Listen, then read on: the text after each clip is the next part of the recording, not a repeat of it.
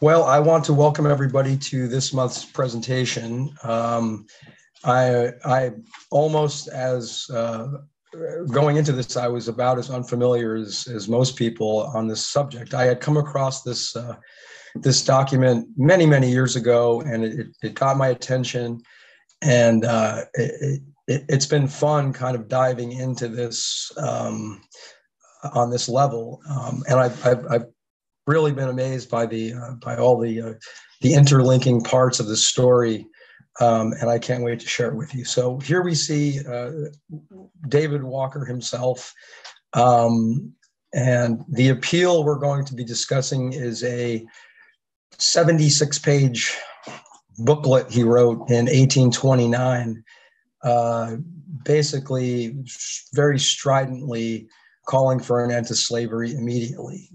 He was an instrumental part of the Boston abolitionist movement in the 1820s, and the appeal was the culmination of his work as an abolitionist. So we meet him here in probably the 1820s, sometime probably in his late 20s at this point when this portrait was done. And here's a front piece from the appeal that was printed in, like I mentioned, 1829. Actually, this would be the reprint because I can see the reference to Henry Highland Garnet on this front piece. So I'm not sure which edition this was. There were 3 editions done in a short time, but this is the booklet and how it appeared at its finish.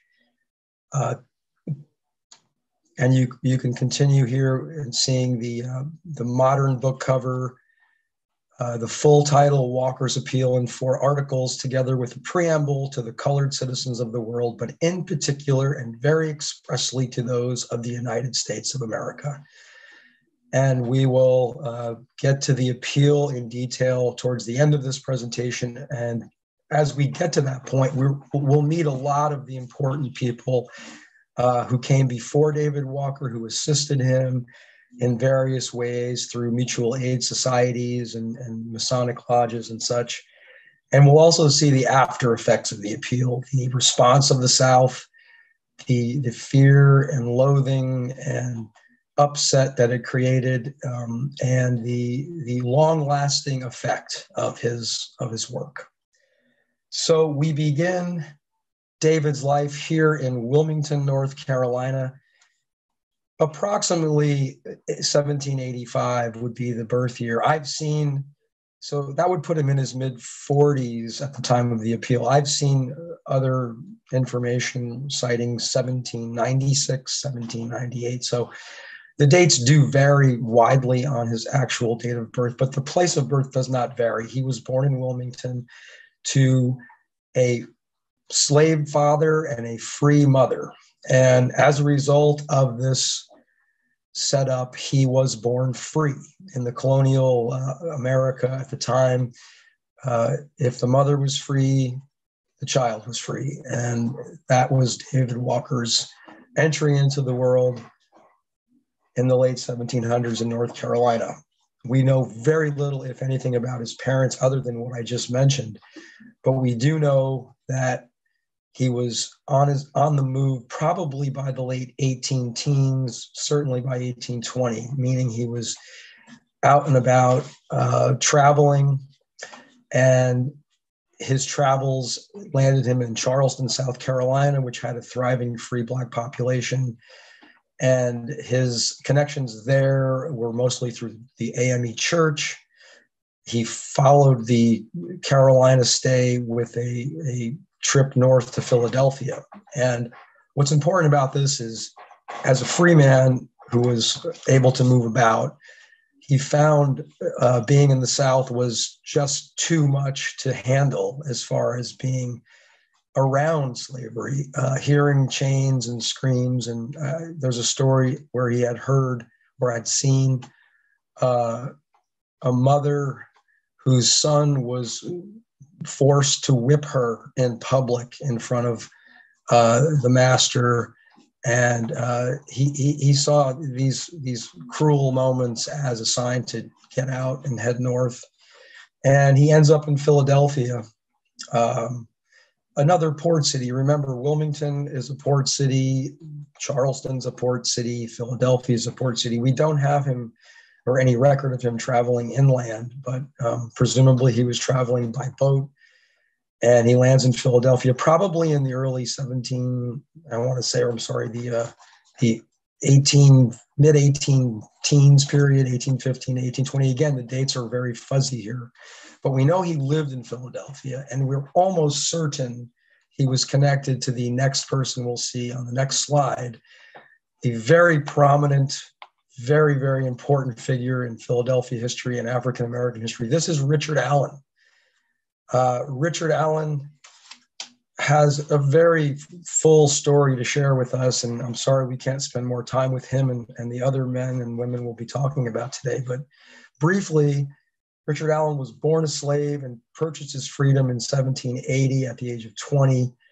He joined a Methodist church, began preaching, and he found that being Black within the Methodist church always put him and his fellow Black parishioners in a second-rate status situation. They weren't allowed to fully participate in church rituals and festivities. And he began to raise money to purchase land for the Bethel Church, which the land was purchased in 1787. And it is now known as the Mother Bethel Church of the AME Church, which is the African Methodist Episcopal Church. He's a founder of this church, and the land he purchased in 1787 with church trustees is the longest continuously owned land by African Americans in the United States from 1787 to this day. The Mother Bethel Church stands as the first continuously owned property in this country. So Richard Allen certainly had an influence on David Walker. We don't know if they met, but we do know that Richard Allen is paid tribute to in the appeal. We see a brief reference to the high priest, and it's clear that Walker saw Allen as a very perfect role model, both as an educator and as a religious leader. David Walker's religion is very strong and very serious, and he thought that through religion and education, just like Allen, this would be the best route to self-sufficiency. So we move along from Richard Allen to Boston. At some point, probably about 1825, David Walker lands in Boston, and he gravitates towards the community near Beacon Hill, which is where most of the African Americans live. There is already a fairly well-established free Black community in Boston by this time, and he kind of plugs into that network quite easily. He sets up a furniture shop on Brattle Street, which we see a depiction of here. And this is where the bulk of the Black merchants were located in Boston. Several shops were clothing shops, used clothing shops, and several other ones were barber shops and salons. And it became clear that the intent here by the Black merchants of the Brattle Street area, which was near the wharf, which was near the landings where the ships were coming in, it was clear that this was both a thriving mercantile area and also a thriving area to assist escaped slaves. And so part of the connection with clothing shops and barber shops, and I think I remember this from the Harriet Tubman story, these were basically also the hubs for helping escaped slaves change their appearance. And there was much effort put into wig making and tinting of skin, as well as the clothing and the hair. So they were basically transforming people into other people who looked different. So they were able to get out through the Underground Railroad and escape to Canada. Now, again, I mentioned Harriet Tubman. My first introduction to the Underground Railroad was through her story, of course, and the learning more about the Underground Railroad, we realized that there were many participants scattered throughout Boston and Massachusetts, as well as the Northeast in general. And they were loosely connected, in some cases more tightly connected, but this was an active system. This was not haphazard. This was very well thought out and very, very successfully managed to escape the authorities for much of its existence. There are examples of parts of the railroad being shut down, but it never went away. And we know David Walker was proud to be part of this group here on Brattle Street. There were several other friends of his who were merchants, so it wasn't only David at this trade. During this time, he meets and marries his wife Eliza. This was about early 1826. He meets her. We know he meets her in Boston, but what we don't know is who she really was. There's a discrepancy amongst historians, and it's a wide discrepancy that I think is very important. Some historians claim he married the daughter of Jonas Butler, who is a prominent Black merchant in Boston, which would have given him at least some access to wealth, or at least some comforts that he wouldn't have had he married differently. And in the case of this discrepancy, the other version is that he married an escaped slave named Eliza, which of course would have meant that he was the sole provider and protector, and she would have had no connections in the city of Boston. So it does make a difference, but there really is no way to prove this story.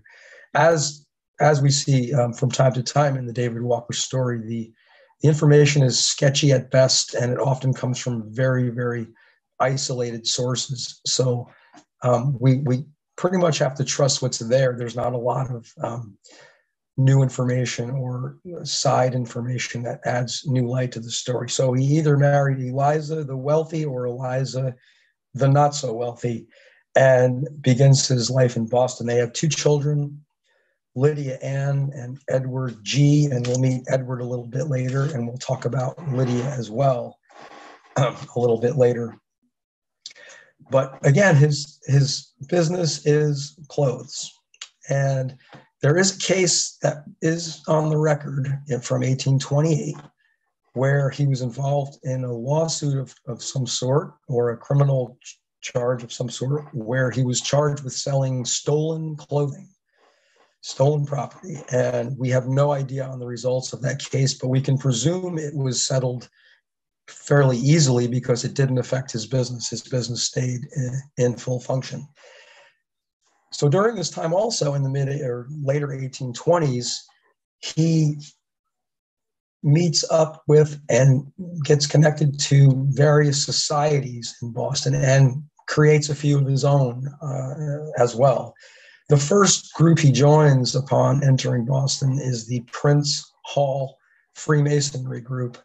And here we meet the man himself, Prince Hall, who the group was named after. He lived from 1735 to 1807 and was certainly one of the most prominent free Blacks in Boston, was a very, very, very dedicated educator. He believed that education was the way out of poverty and slavery. And as a Freemason, believed in the equality of their ethics and tried to instill that amongst his fellow African Americans and white citizens as well. He was respected by the white community by all accounts. He petitioned the legislature on several occasions. He was very well spoken and wrote some strong petitions trying to increase educational opportunities for Blacks in Boston. So it's no surprise that the the Masonry group decided to name their chapter after him. It wasn't without difficulty, though. They were denied entry into the regular Mason group for reasons of color.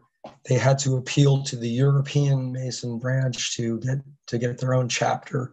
And eventually, this African Lodge, which is what it was first called, becomes known as the Prince Hall Masonry, Freemasonry. And this is about in the time period that David Walker shows up. So the next slide, I believe, shows, is it yes, that is the exact one I was looking for, Michelle. Very nice. This is a much later poster. This is from the 1920s, I believe. But this is just an example of the ongoing connections with the Prince Hall Freemasonry group in Boston. They had chapters by this time all over the United States, at least on the eastern side, and you can see their goal here is, it hasn't changed very much. It's education and enlightenment, and they're just trying to open doors for people of color. So the story doesn't change as we go into the 1920s for the Prince Hall group. Another group that we see at this time was the Massachusetts General Colored Association. We have on the screen now a man by the name of Thomas Dalton, who was the co-founder of this group. And he is a bootblack, a waiter, a tailor, and also a clothing store owner in Boston, who is well established by the time David Walker shows up. He's a bit older than David, but he's a very, very powerful figure in civil rights at this time. I'd like to read a quote from Thomas Dalton. Now, this is not during the time he was connected with David Walker. This is several decades later, when he was working very hard for the integration of the Boston public school system. And again, we're not talking about the busing of the 1950s and 60s. We're talking about the 1850s, and actually goes back to the 1840s. This man was adamant on integration. And here was his reasoning in a petition to the Boston School Committee. Quote, "It is very hard to retain self-respect if we see ourselves set apart and avoided as a degraded race by others. Do not say to our children that however well behaved, their very presence in a public school is contamination to your children." End quote. Thomas Dalton. It took him 10 years, but he wins the fight for the integration of the Boston public school system in 1855. He's also involved in one of the first colored kindergarten programs in Massachusetts. A very, very active leader who lived a very long life. He lived well into the 1880s. So again, someone kind of sadly lost in the pages of history, and here we have him today, happily being remembered in this study of his friend David Walker. I'm sure by this time David was fully interconnected with the power players in the Boston abolition movement, and again, these were all African American men, and there were some women also we'll meet. But this is before a lot of the white abolitionist movement got going. This is again 1820s. So we see another man coming up on the next slide, John Hilton, who again falls into that same kind of category as a educator, as a part minister. He's part author. He's really got a lot going on. And again, he's a hairstylist, so involved in the Underground Railroad while making a living. He was also an entrepreneur in his hairstyling shop. He also had furniture for sale. He had an employment agency, and he had a retail shop with also a side booth for ticket sales for local events. So basically, you can go get a ticket to the concert, buy some groceries, get a job, pick up a couch, and get your hair cut all in the same place. Very convenient, very, very modern of the one-stop shopping experience. But here we don't have a picture of her, but we also see the spousal influence. His wife, Lavinia, was descended from Boston Black elites related to the Ames family. I believe Prince Ames was either her father or grandfather who had fought in the Revolutionary War with Prince Hall. So Lavinia becomes one of the leading female spokespersons for the abolition movement, and you see her everywhere in these meetings, starting women's versions of the same societies that the men were doing. So again, John Hilton, another player in the civil rights movement here. He was an orator as well. He wrote one of the earlier anti-slavery diatribes that he gave as a public speech, and it was then printed by David Walker and Thomas Dalton. So they were interconnected, how they were helping each other. This wasn't really a rivalry. This was way more of a team effort, as we see in these interconnected assistance actions. Another player here would be the next man we'll see, Kwaku Walker Lewis. His story is so fascinating that I could spend an hour on this man. Just like all of these people, I could spend an hour easily talking about Kwaku, whose name means boy born on Wednesday in his native language in Africa. He was named after his uncle. He grew up in middle-class neighborhoods in Cambridge, Massachusetts, was well-educated, and was a prosperous barber, property owner, and landlord. So he had money coming in off of his rentals, as well as grooming hair. And he gets married in Cambridge and moves to Lowell, Massachusetts. So he's not directly involved fully in Boston politics and civil rights, but he certainly is a peripheral player of the scene. He is considered a co-founder of the Massachusetts General Colored Association, as Thomas Dalton and David Walker. He's a Prince Hall member, and he assists in publishing the appeal that we'll be studying a little bit later. And this was very, very challenging because a inflammatory document like David Walker's appeal wasn't easily published. You couldn't go up to any printer and say, hey, I want this printed, here's the money, because if they looked at it and didn't like it, or even if they were sympathetic, they would say, this is a little bit, we don't really want to go there. So I'm sure they met lots of rejections before they found a friendly printer. And I'm not sure who the printer actually was, but Kwaku is credited with locating a printer who would do the work. Briefly, he was also involved in the Lowell Underground Railroad. But a side story here from Kwaku that I can't quite pass up. It's just too amazing. He converted to Mormonism in 1842 in Massachusetts.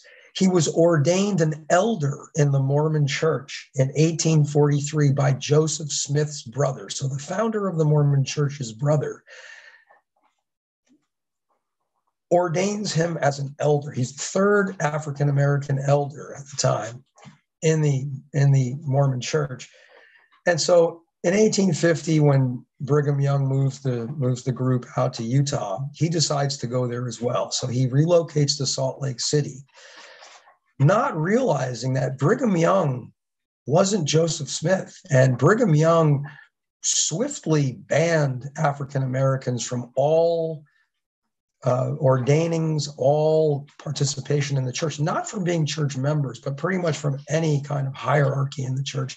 And at the same time, packed the Utah state legislature with Mormons who came up with anti-Black laws that made it very, very unfriendly to be an African American in Utah.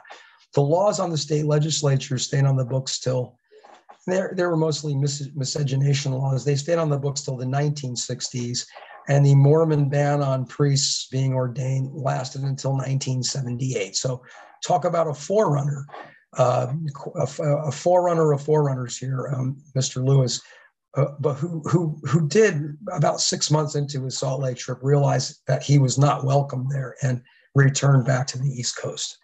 So on that side note, we're going to continue on to the Boston location where a lot of these meetings happen. This was called the African Meeting House.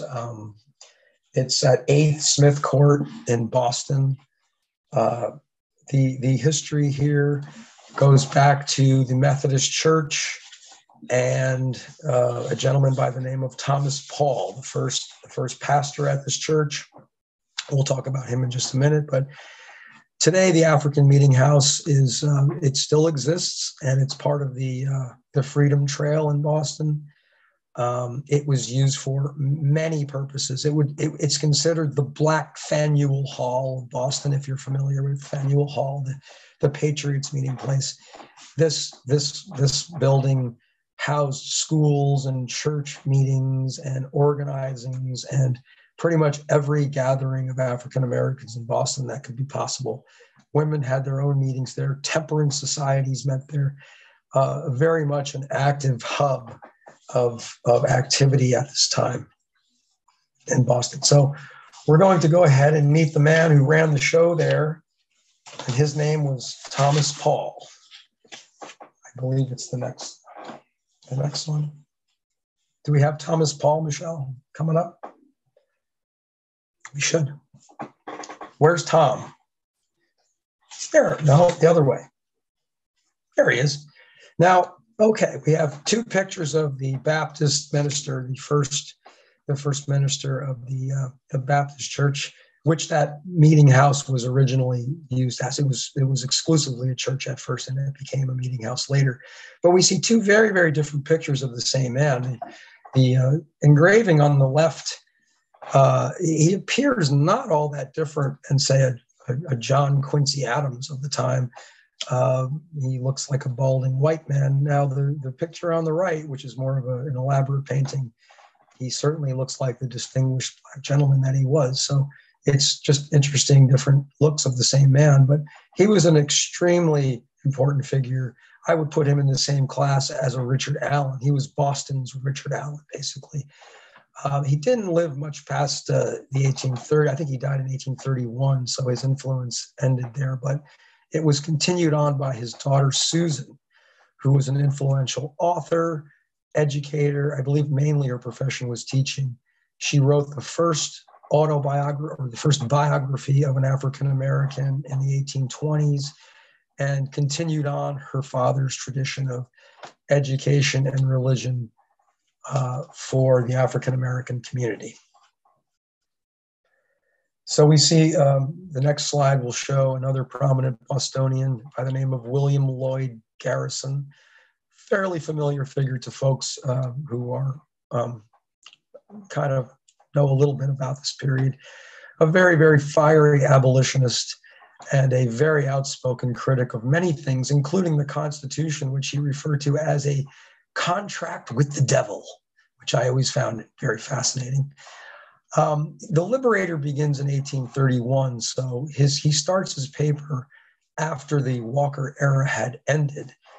But the reason we include Garrison in the story is he was very, very kind and proactive in assisting African Americans throughout the 1820s.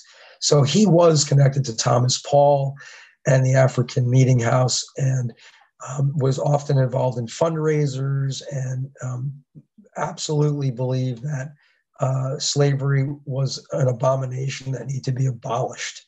However, he would not be considered a radical abolitionist, as many of his white colleagues would have found that appalling.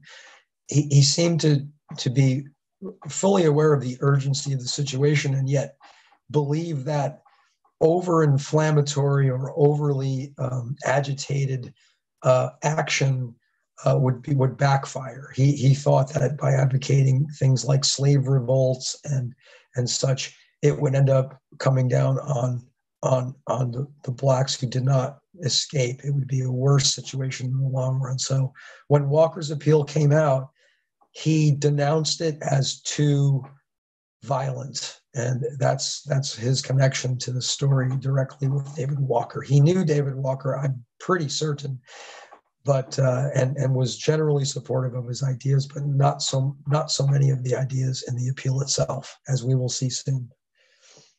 So we'll go to the next, talking about publications. The Liberator shows up in 1831. This is a publication that shows up in 1827. It's based out of New York City. It's called the Freedom's Journal. It lasted for about 3 years, 1827 to 1829. And this is a newspaper that David Walker was connected to.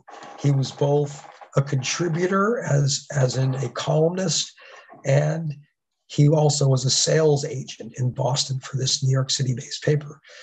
The Freedman's Journal had sales agents in several East Coast cities and did an okay business at first. I think it was a bit of a novelty. And also, when it first came out, it was a bit more of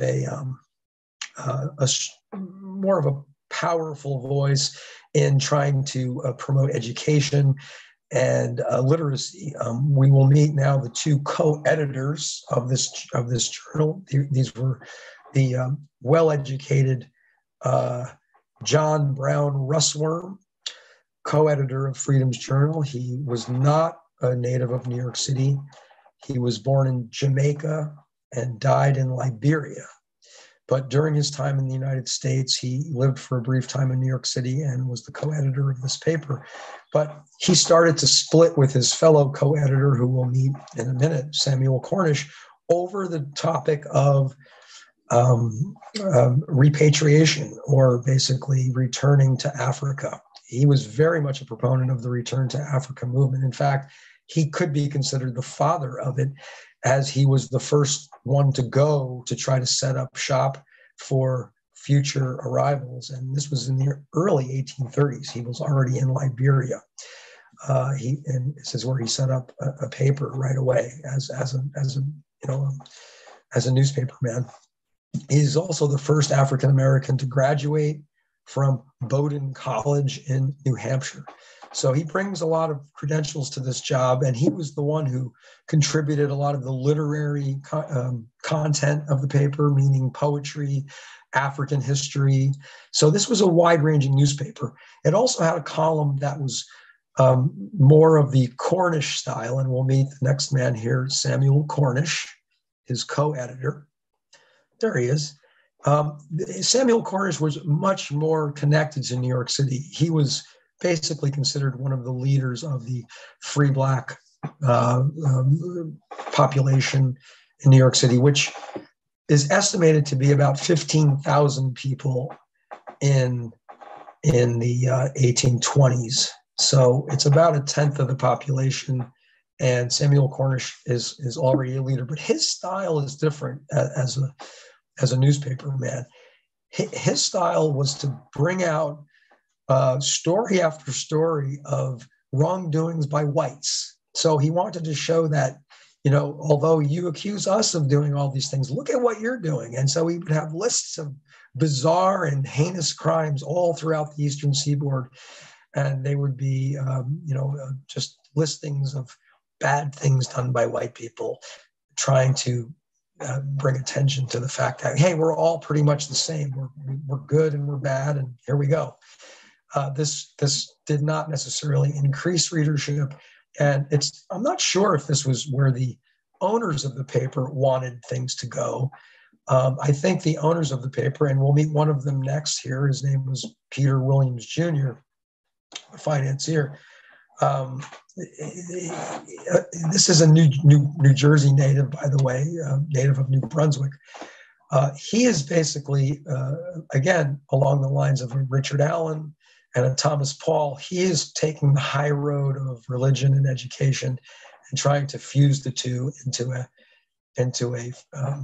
model of an example for what African Americans are capable of. So I'm not sure that he was fully in control of the content. I'm not sure if he really approved of some of the content, but fully funded the paper along with Reverend John Wilk of New York City for the 3 years of its publication. So we have to throw our little shout out to New Jersey, and here he is. And he also has a very interesting story beyond what we're going to cover today. I believe he ends up in Haiti as a missionary in Haiti. He thought that was the place blacks should go to if they were going to leave the country. You don't have to go back to Africa. Haiti's got everything you need. And of course, this is following the 1804 revolution in Haiti. So again, the history of the paper is short-lived. It's over by 1829, but at the same time, we see the David Walker story grow as he's by the time he ends his work with this newspaper, he's already working on his appeal. And this is really the big part of the story. The appeal was a fusion of American critique and certainly the Bible. If we can go to the next slide, we will see, I believe, a picture of is it David again? It's the appeal. Yeah. So again, his attempt here was to jolt. It was not a gentle document. His attempt was to jolt both white and African American citizens into taking a serious look at slavery and the implications thereof. And I have to say that reading this document, and I didn't read it from cover to cover, it's not an easy read in some ways, but there are passages that sound very modern. There are passages that just jump off the page. And the more you read of this appeal, and I highly recommend looking this up to check out this document in more detail, it's absolutely remarkable in the way he chooses to get his message across. He divides the appeal into 4 parts, and they're not necessarily separated perfectly into those categories, but he tries to take up one topic at a time.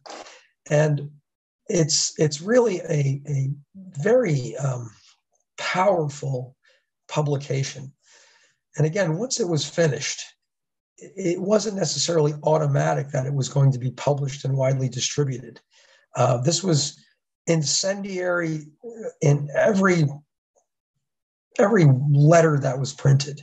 And so, again, when I mentioned Kwaku Lewis as being the chief person responsible for finding a printer, this was really probably the most important part of the non-writing part, because it was not self-published. David Walker didn't have a printer, so he had to have a publisher. Now, the publisher is not named in this document, so we don't know, at least I don't know who it was, but the ability to print this and distribute it alone at that time period was remarkable. Now, David Walker knew that there were not necessarily that many people in Boston that needed to hear this message. Many in Boston already knew this message. Many white sympathizers lived in Boston by this time and were behind the cause of freedom, but few would go as far as he did to say that it had to happen now, and if it took violence, so what? By taking that stance, he becomes very much a separate entity. Many blacks back away to a degree, certainly not his closest circle, but many more prominent blacks don't want to back it up. They don't want to give it any publicity. So we see this. It was published and printed in September of 1829. This is the first edition. 3 editions came out in total, and this is during his lifetime, which was not to be much longer, as it turns out.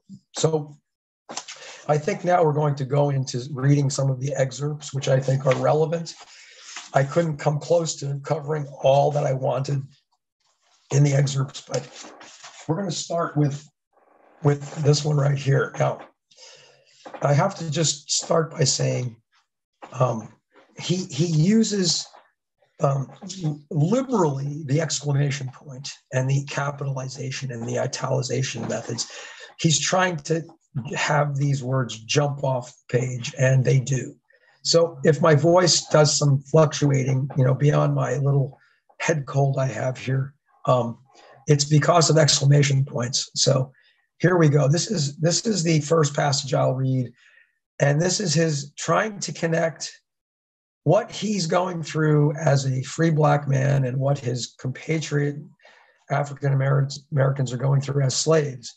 He's trying to compare this to the revolutionary experience of the patriots of America. Quote, I also ask the attention of the world of mankind to the declaration of these very American people of the United States, a declaration made July 4th, 1776. See your declaration, Americans. 3 exclamation points. Do you understand your own language? Hear your language. Proclaim to the world. We hold these truths to be self-evident, that all men are created equal, that they are endowed by their Creator with certain unalienable rights, that among these are life, liberty, and the pursuit of happiness. Compare your own language above with your cruelties and murders inflicted by your cruel and unmerciful fathers and yourselves on our fathers and on us, men who have never given your fathers or you the least provocation. 6 exclamation points. Now, Americans, I ask you candidly, was your suffering under Great Britain 100th part as cruel and tyrannical as you have rendered ours unto you? End quote. Yes, good point. Very good point. He goes after Thomas Jefferson also. I'm not going to do a direct quote, but basically he quotes Jefferson as saying something about the unfortunate color of their skin. And he says, what's unfortunate? It's the skin God gave us. We're just proud if God's proud. We don't want to be white. This is the skin God gave us, so we're okay with it. Now, the next topic he covers, he has a whole section on this. It's the debate, which we've already seen with the Russwurm Cornish divide over the Back to Africa movement. Walker is adamantly and stridently one of the no Back to Africa movement. And here's what he says about it. Quote, will any of us leave our homes and go to Africa? I hope not. Let them commence their attack upon us, driving and beating us from our country, and my soul for theirs. They will have enough of it.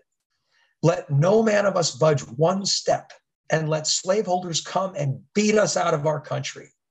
America is more our country than it is the whites. We have enriched it with our blood and tears. The greatest riches in all America have arisen from our blood and tears. And will they drive us from our property and homes, which we have earned with our blood? They must look sharp, or this very thing will bring swift destruction upon them. End quote. Swift destruction. Those are fighting words. And this is why this document got the reputation it did very, very quickly. Again, he's not afraid, and he's free. He's free, but he feels he can't really be free until everyone's free. So he's willing to put his life on the line to gain this for all African Americans. And in another quote, he gets even more strident. Quote, remember, Americans, that we must and shall be free and enlightened as you are. Will you wait until we shall, under God, obtain our liberty by crushing the arm of power? Will it not be dreadful for you? I speak, Americans, for your good. We must and shall be free, I say, in spite of you. You may do your best to keep us in wretchedness and misery, to enrich you and your children, but God will deliver us from under you. And woe, woe will be to you if we have to obtain our freedom by fighting. Throw away your fears and prejudices then, and enlighten us, and treat us like men, and we will like you more than we do now hate you. And tell us no more about colonization, for America is as much our country as it is yours. Treat us like men, and there is no danger, but we will all live in peace and happiness together. End quote.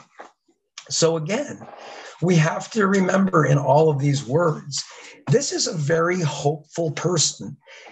He has to be a hopeful person if he has this vision of America, because the other side, the Russ Worms of the world, had no hope.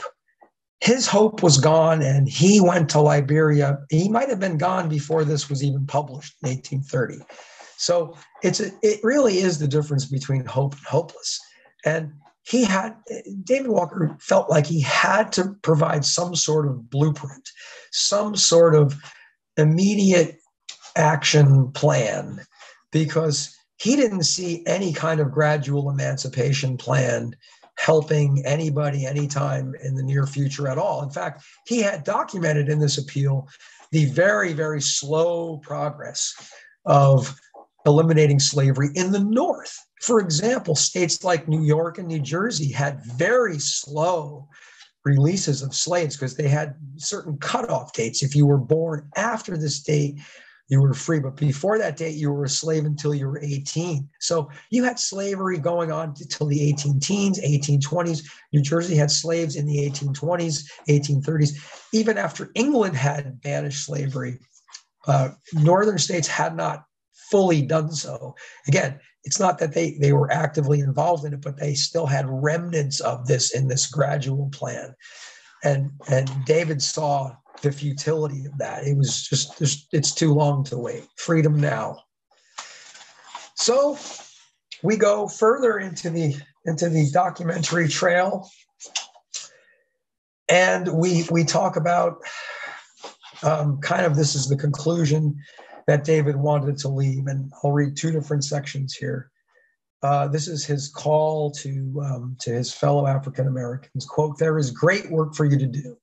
You have to prove to the Americans and the world that we are men and not brutes, as we have been represented and by millions treated. Remember to let the aim of your labors among your brethren, and particularly the youths, be the dissemination of education and religion," end quote. And again, when he refers to the brutes, his own people, he's referring to the brutes. He's kind of going back to a passage that he covered earlier in the appeal, when he does a really interesting survey of slavery in world history. And he goes back and he very, very carefully analyzes all of the slave groups, going back to the Egyptian slaveholders and beyond. And he can find no comparable treatment in history of slaves as he can in America. In other words, he puts American slavery at the low end of the ladder, the last rung, because his contention is, at least in the other forms of slavery, the slaves were not treated as animals and as property. They were still humans. Yes, they were controlled and owned and bought and sold, but there was still an element of humanity there, which David did not see so much of in the American example. So we continue with one more. I see Peter's back on the screen. Hi, Peter. We're going to go to the last part of the David Walker quotes here. He uses references to our own documents, such as the Declaration of Independence. He uses a lot of Bible references and direct quotes. But he concludes with this, and I believe this was his final edition, because each of his three editions were upgraded and even more fine-tuned towards action and adamancy and vehemence. And so one of his last quotes is, quote, "It is expected that all colored men, women, and children of every nation, language, and tongue under heaven will try to procure a copy of this appeal and read it, or get someone to read it to them, for it is designed more particularly for them." So again, Walker's goal was very clear. He knew many slaves were illiterate. 1 in 100 maybe could read. He wanted to get this document into the hands of that one to read to the hundreds. That was a simple goal. So how did he achieve this goal? And I'm sure Peter Williams would be happy, but I don't know why he's staring at me right now. So again, getting it written was a work of art. getting it printed was a challenge, but getting it distributed was the real challenge, because this isn't even allowed to be sent through the Postal Service. This would be considered incendiary and inflammatory and treasonous or whatever. So David devises a different plan, and his plan is to send these documents out to seaports through sailors. In other words, the sailors that were coming into Boston, who were freely coming and going, and who were in many cases patrons of his clothing shop. He would secure these documents in the pant legs of the clothes he was selling, or in the jacket sleeves. He would literally sew them into sleeves and into trousers so they couldn't be detected, and sent them on ships, and trusted they would be distributed as he wished through the South. And they certainly were. Within a month of its publication, documents turn up in Georgia, in North Carolina, and Virginia, if not all of the southern colonies. Those are documented areas. And immediately this brings in a response to retribution by the authorities. In the example of North Carolina, the state legislature comes up with a new law banning the teaching of reading to African Americans, free or black. So what had formerly been encouraged, including Bible teachings, is now banned because of this incendiary document. If they can't read it, then they're not going to know what's in it. Another change in law came with the Negro Seaman Act, which mandated that blacks who were working on ships could not disembark. They had to stay on the ship at port. They were not allowed into southern ports, such as Charleston, South Carolina, and David Walker's hometown of Wilmington, North Carolina. So by keeping the blacks on the ships, they realized that it would keep possibly the document on the ship as well. Another response comes from the governor of Virginia, and his name is William Giles. In February of 1830, he writes a letter to Boston's mayor, Harrison Gray Otis, at first praising the mayor for his denunciation of David Walker's appeal. In other words, Otis, just as William Lloyd Garrison had done, Otis came out, like, we're not quite ready for him yet, but Otis came out against the appeal as being too inflammatory and just rocking the boat too much. Garrison was on his side. So the letter from the governor starts like, well, while I like the fact that you denounced him, they're still up there printing these documents. We really want you to crack down on these people because they're really starting to piss us off here in Virginia. Excuse me.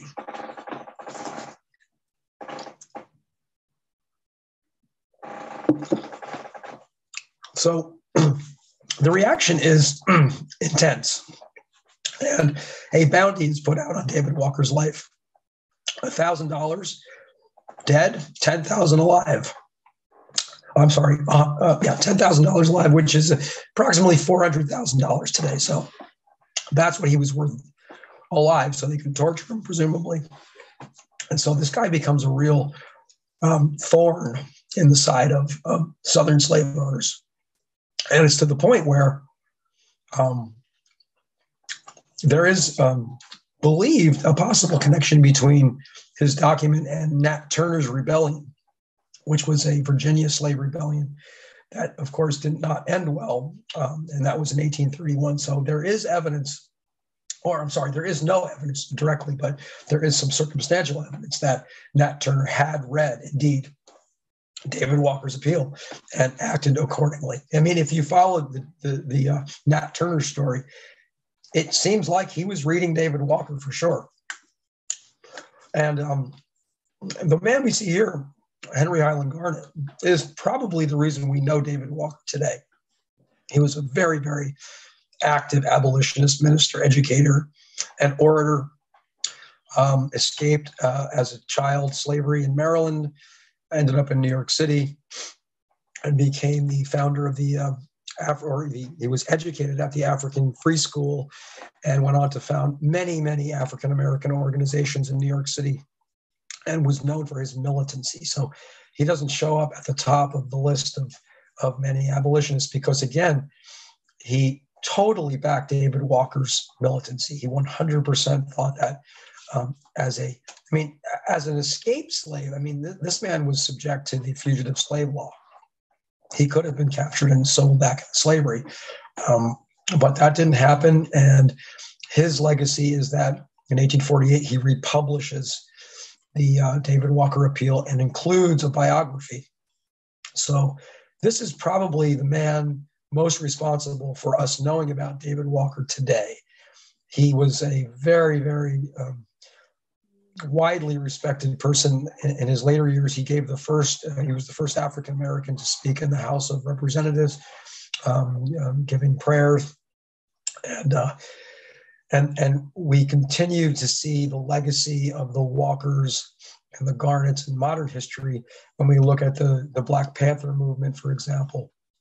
These were people who were off-putting to many who thought, including Martin Luther King Jr., who thought that the peaceful approach was the better approach to bring more people into the fold. But the militancy of the Black Panthers matches the militancy of Henry Highland Garnet, which matches the militancy of David Walker. And it's the simple message that slavery is wrong and it's about freedom now, not freedom down the road. No gradual emancipation. We have no time for that. So again, we go back to the legacy of Walker today. Here's one of the legacies of Walker today, and it's his son, Edward. We come across Edward, who was born after his father's death. Now, to briefly talk about his father's death, I mentioned the bounty on his life. Shortly after the third edition was published in 1830, he was found dead. This is in the summer of 1830, and many of his friends thought he was poisoned. More likely, he died of tuberculosis, which had claimed his daughter just a few weeks prior. So Lydia Ann had passed just before her dad, and then David Walker was born after David's death. But Edward becomes one of the early Black lawyers in Boston and is involved in many fugitive slave cases at that time in the 1850s, including the famous Anthony Burns case, which I encourage folks to look up. That happened in 1854. It's a case where an escaped slave was working in Boston, was captured and sent back into slavery, and almost all of Boston was inflamed over this. So you see a growing abolitionist movement, even amongst white Bostonians, when they see actions like the Fugitive Slave Act being enforced. And the results of the Burns case did not go well. Burns was found to be a slave, and the judge found him to be in violation of the Fugitive Slave Act, which meant he was going to be sent back to Virginia. So although Walker loses the case as an assistant in this case, he does help bring Burns back by purchasing his freedom from the owner who had claimed him.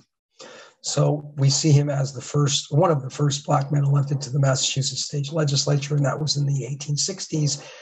And he goes on to a long and prominent life as a leader of the Black community in Boston. We also, the next slide, I believe, shows some of the more modern interpretations of what we've been talking about today. This is a mural. I believe this is on the side wall of the Dallas News building in Dallas, Texas.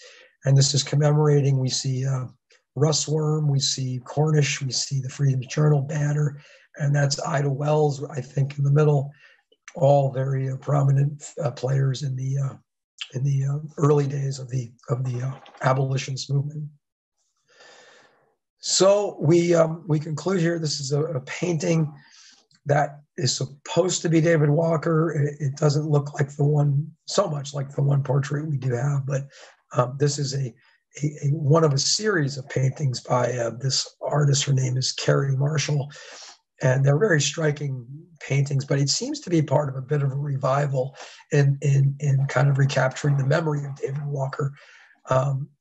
There's no doubt in the last 20 years, he's returned to the radar screen and has been recognized as a true pioneer of the abolitionist movement, certainly amongst African Americans. And at the same time, even reading the document today, David Walker's Appeal, has its moments of unsettlingness. While you fully understand the passion behind his words, it kind of makes the hair stand up on the back of your neck, because it's just it's so clear, and so forceful what he's trying to express. That if one is enslaved, we're all enslaved. So that's pretty much what I have on this program today. My voice is not hanging in there too well. It came back a little, but I'd be happy to answer any questions or talk about any side discussions that relate to this topic. Thanks so much, Chuck. I just wanted to read an excerpt from a review of this painting, which really employs the format used in 19th century art to depict, usually white men. And it says, this portrait functions as a kind of imaginary commemoration, an attempt to fill what Marshall has described as the lack in the image bank.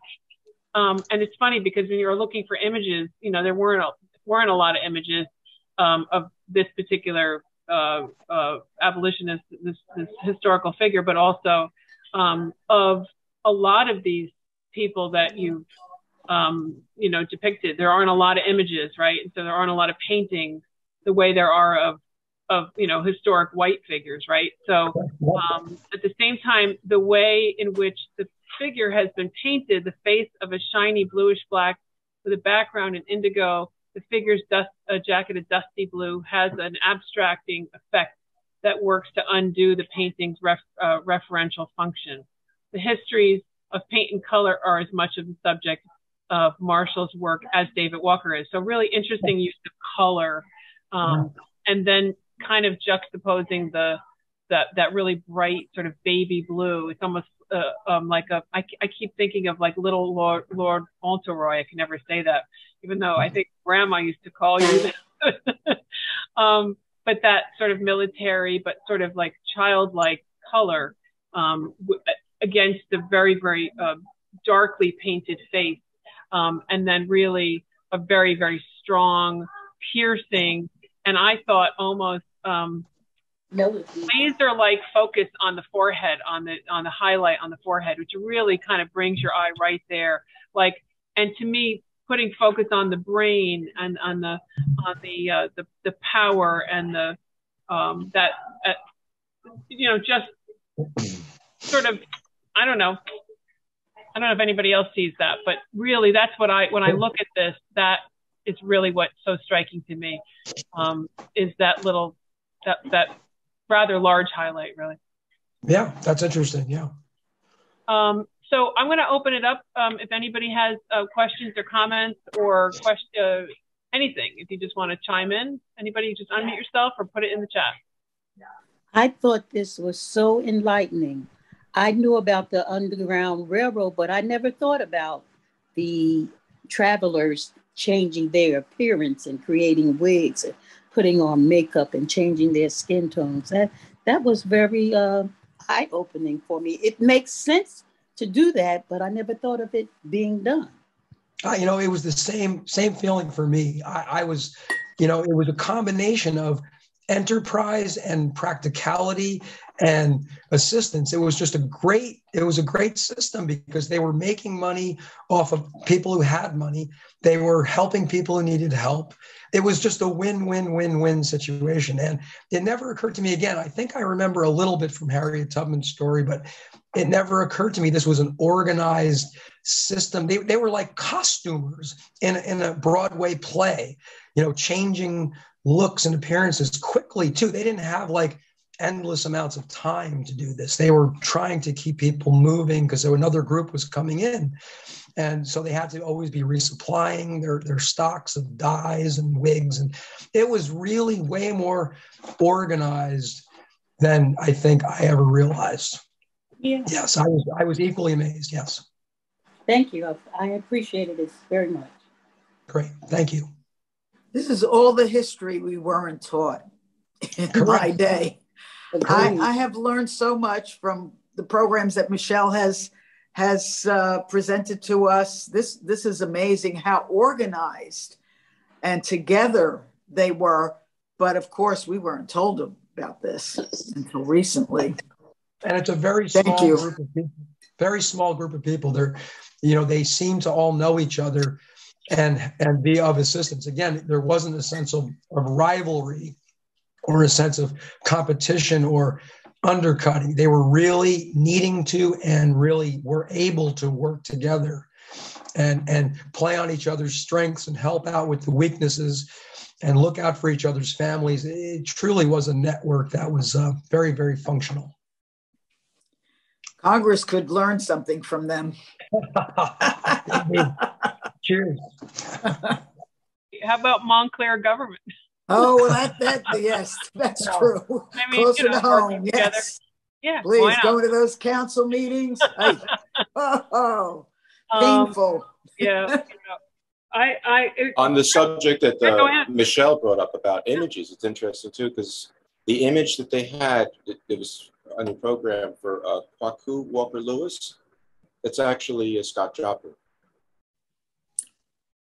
Really? Yeah, that's one that's I always see presented as Scott Joplin. So they can't even, they just throw up any image in terms of that. I'm sure you got it from someplace that said that it was Kwaku Lewis and such. Oh, absolutely, yeah. But I'm thinking either that or he was a doppelganger for Scott Joplin. I have a general question about slavery in the South. Was there any laws pertaining to the treatment of slaves in the South? Any apparatus for protecting them? I was thinking if for instance, I'm a slave owner, if it's known that I'm basically a serial killer, I mean, could I just purchase slaves and for no purpose other than to just torture and murder them? Was there no system where they would say, all right, there's a certain line that we're not going to cross in terms of that? Or was it just like, hey, it's a hammer or a chair, I could just break it if I want, and that's it? Property is property. You remember the 3/5 clause. So basically, once the property was transferred, you could do what you want with it. There were no laws protecting, but again, it was always considered that why would you buy something to damage it? Why would you buy something? It's like buying furniture and smashing it in your living room. Like, it doesn't make sense, but it wasn't that simple. This wasn't an inoffensive couch that, was being beaten. These were human beings, but no, just like a guy could buy a truckload of chickens and kill them all. Yeah, no, there were no restrictions whatsoever. There might've been discouragements, but no restrictions at all. In terms of, I mean, it's strange because very much the South had connections with Europe. They were constantly trading with Europe, and they were trying to emulate Europe. I mean, didn't they observe that Europe had completely eliminated slavery? At that time, basically the Ottoman Empire was the only world power that maintained slavery, though there was serfdom in Russia. Wasn't there any sense, and especially from the perspective, not just of that, but the perspective of how the United States was born on the notion of liberty and freedom, and also from their own religion, their Christian faith? I mean, didn't any of them, find it a bit of a bipolar situation to be maintaining slavery? And there are examples. There are Southern examples of, people who finally got it, but there were laws put in place. There were laws put in place where you weren't allowed to manumit your slaves. Early days of the colonies, slave manumission was approved and allowed. The slave could buy his own freedom, as we saw with Richard Allen. He paid $2,000 to the owner, which seems very strange, being that you're paying for the release of your body. But in the South, I think it is certainly through the 1820s and 30s, the only way the system really works is if you make these people not people. And they already were non-people because of the 3/5 clause. Again, I keep going back to that because it does come up a lot in the study. And I'll never forget the 3/5 commentary by George Mason, who would not sign the Constitution because of this. He said, well, if blacks are 3/5 of a person, then we should have, some sort of rating system for animals, so I can buy 10 chickens equals a person, or 2 cows equals a person, because they were buying power in the legislature. That was one of the biggest problems.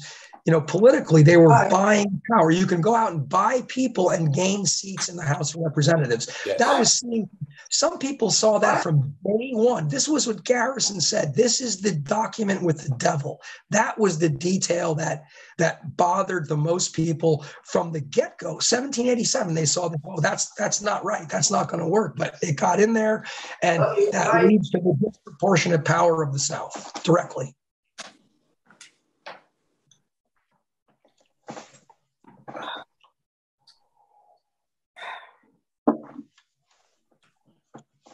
Crazy.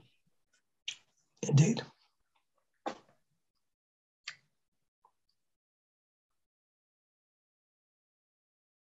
Anything else?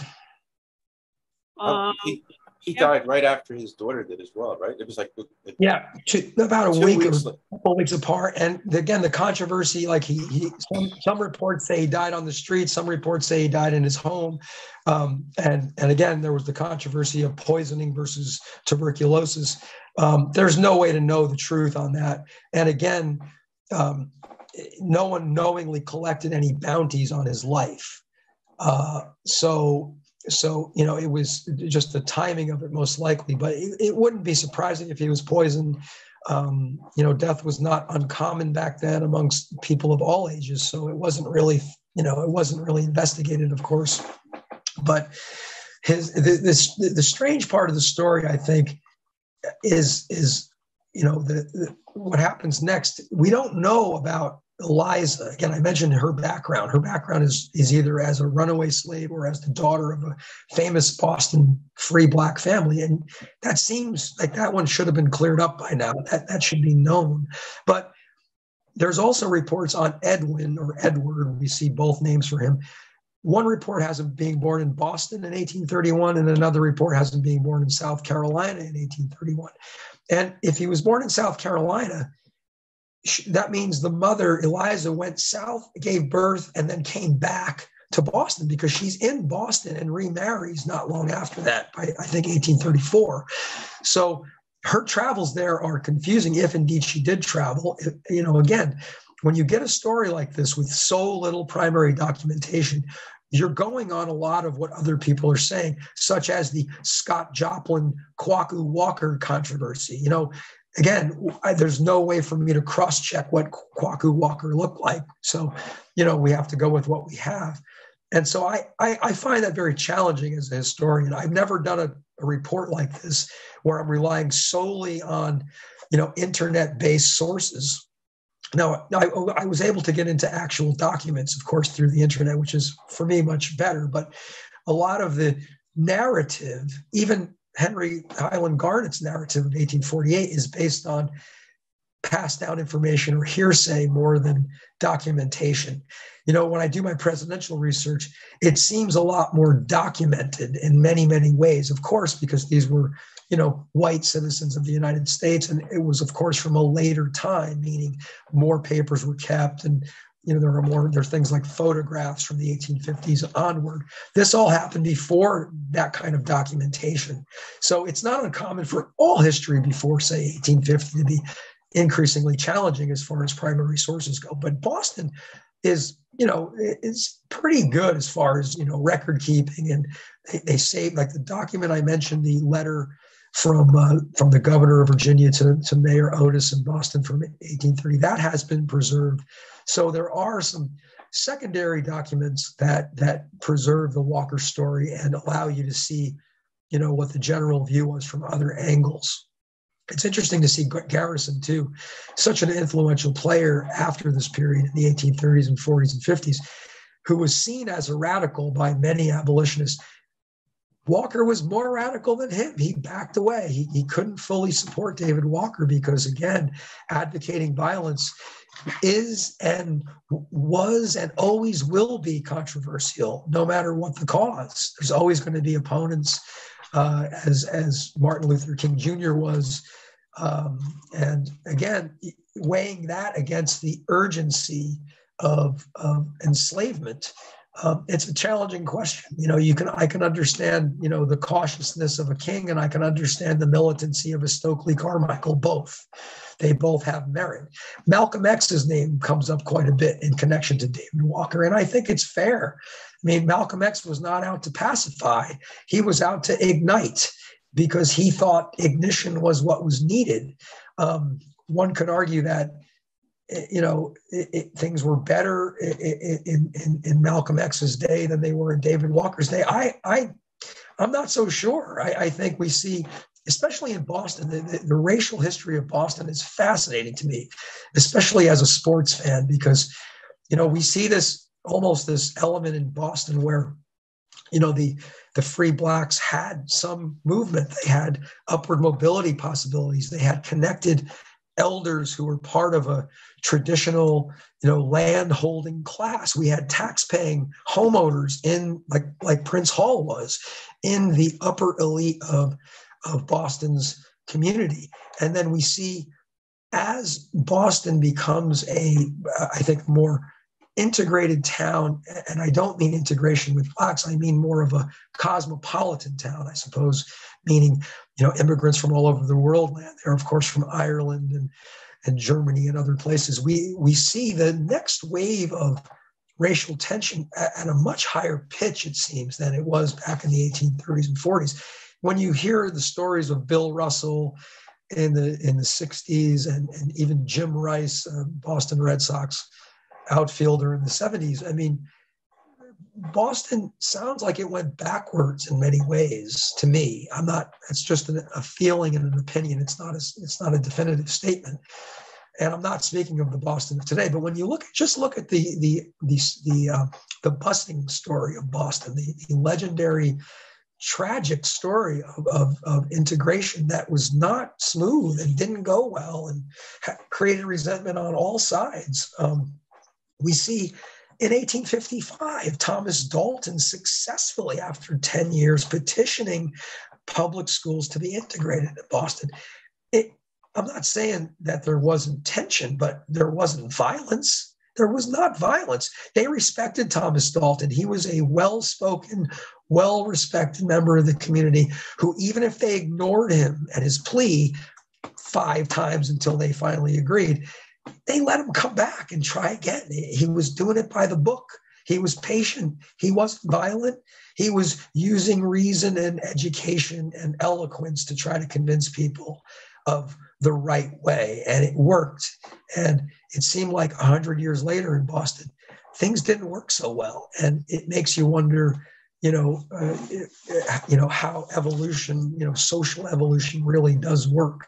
We do see a lot of these elements in today's story in modern society. We'll see that in next month's story about Belva Lockwood. Yeah. One of Belva's leading, most adamant, passionate causes was equal pay for women. I mean, that she couldn't stop talking about that as one of the early female lawyers in the country. She was adamant about that. And that story is right up there, right where it was in the 1870s. So I'm not sure if it's history repeating itself or things just not changing that much. And that will be on March 27th, Chuck, at 2 o'clock. And we're looking forward to that. We do have to end it here, folks. And Sam just said maybe a movie plot, musical. I don't know about the musical part, but, Stephen Sondheim did write Assassins, right? And so not a dark side of history, but also a lot of brightness and a lot of interesting people working together, and the hairdressing I keep thinking somebody's going to name their kid Prince Hall. Maybe they already have. And I would love a store called J.T. Hilton's myself, where you could just, one-stop shopping. But we do have to end here. It was really great, Chuck. Really, really terrific. Thank you for filling in all those gaps of all the history classes that we took and didn't learn any of this stuff. And we'll be back for Women's History Month on the 27th, March 27th at 2 o'clock. All right. Great job, Chuck. Thanks, Chuck. Thank you. Wonderful Thank you, Chuck. presentation.